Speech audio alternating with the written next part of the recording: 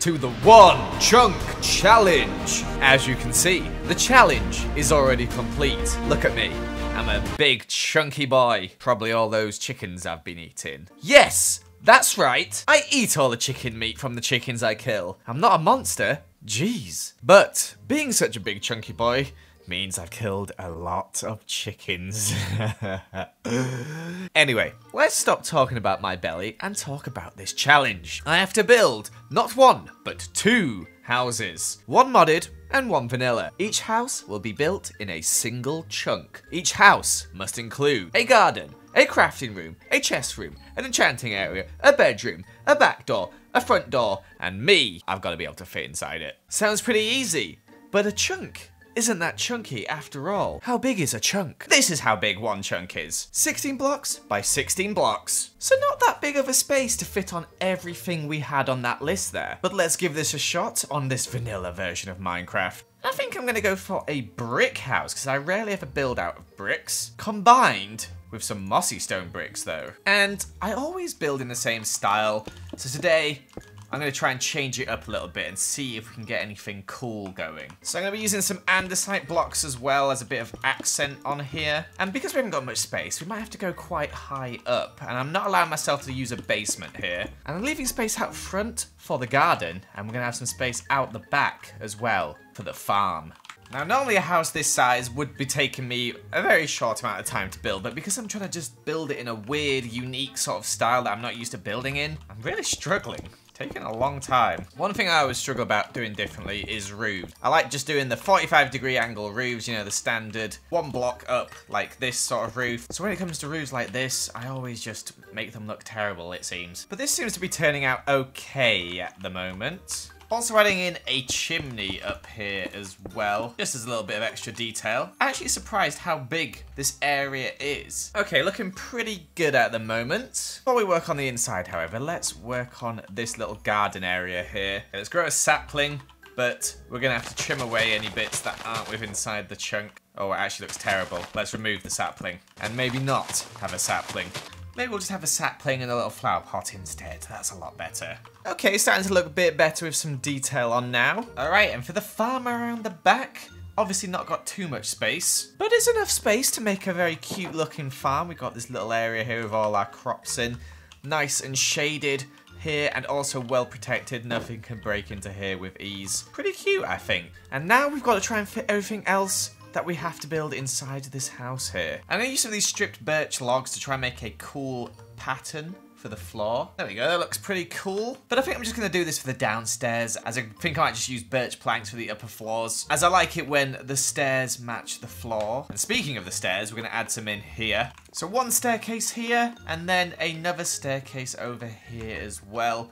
Actually quite a lot of space in here, but I just need to figure out where everything's gonna go. So I think this little area here is just gonna be a small entrance hall. Might put an armor stand in here, plus a little painting flower pot, just some decorational blocks, really nothing amazing. And then this area here will be our crafting room. Crafting rooms used to be quite simple, but in 1.14 there's just so many things that we need now, like a crafting table. But we managed to fit them all in. We've got everything we would need: an ender chest, a grindstone, the loom, the smith's table, the cartography table, all our furnaces slash smokers, plus our crafting stuff over here and the anvil, of course. And then over here we've got a little brewing area where we've got a chest for all our potions to be kept, all our other stuff that we need for potions, plus some emergency blaze powder and neverwort. And then let's move on to the next floor. Over this side we'll have our bedroom, and I actually saw a really cool design on Reddit. Let me see if I can build it. There we go, look at that cute bunk bed. I think that looks really cool. And then I can make a cool little wardrobe here,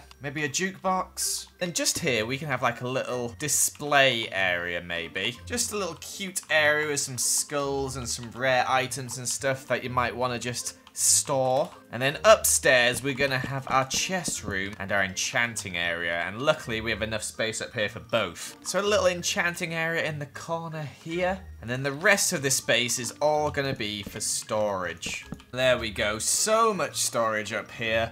Plenty to keep everything you'd ever need. And that is everything that we had on our list, I'm pretty sure. So in one chunk, we've surprisingly fit in quite a lot of stuff.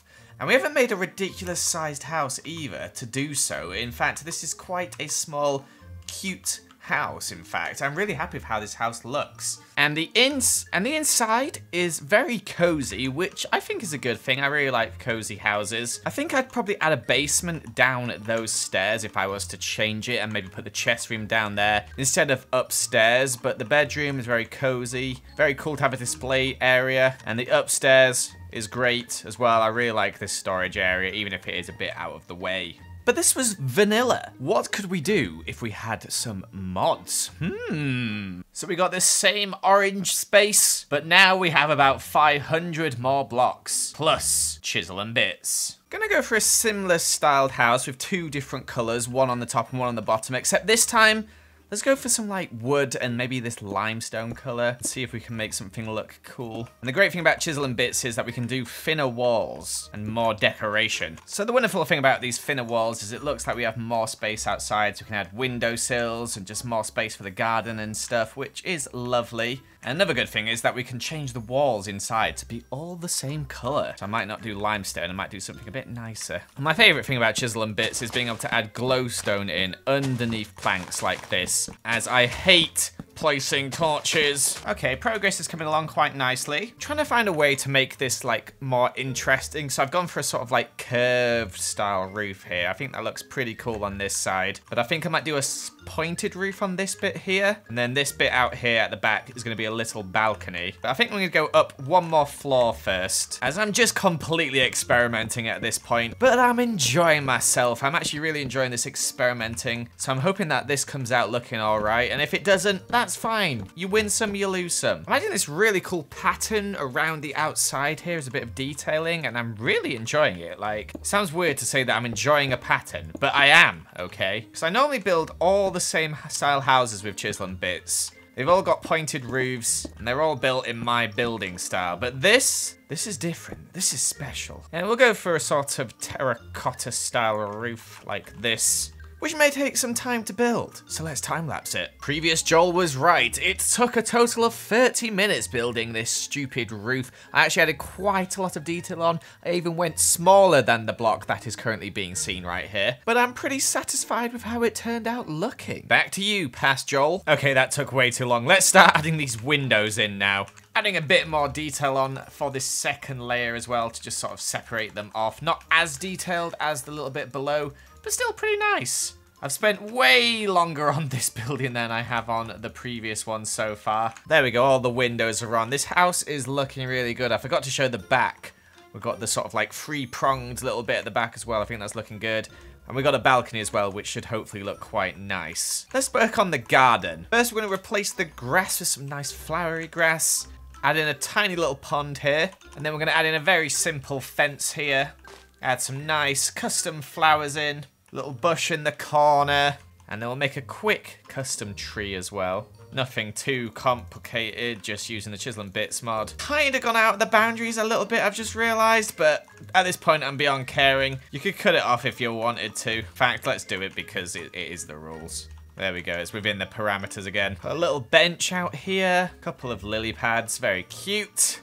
And then we'll just put some leaves on this fence here as well to make it look a bit natural and overgrown and nice. Very cute little garden. Just adding some windowsills onto these windows because I just didn't earlier.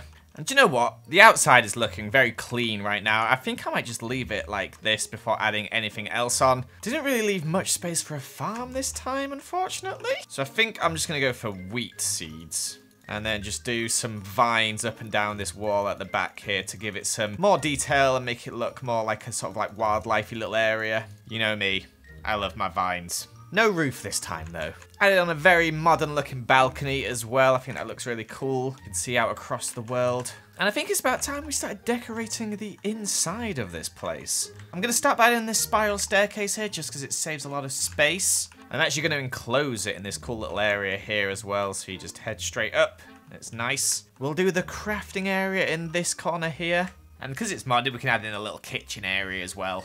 Pretty cute little kitchen area. Before we're decorating the rest of this stuff, I need to figure out how much space we have. So let's do the chest room on this floor. There we go, pretty decent sized chest room. We've got all these colourful item frames on them as well, so you can have some different things for each item frame. Even added a wall with a door in, so there's actually lots more space outside here as well. A very decent sized chest room. And we've got space for an enchanting room up on the next level. We've got a little staircase going from here up to here.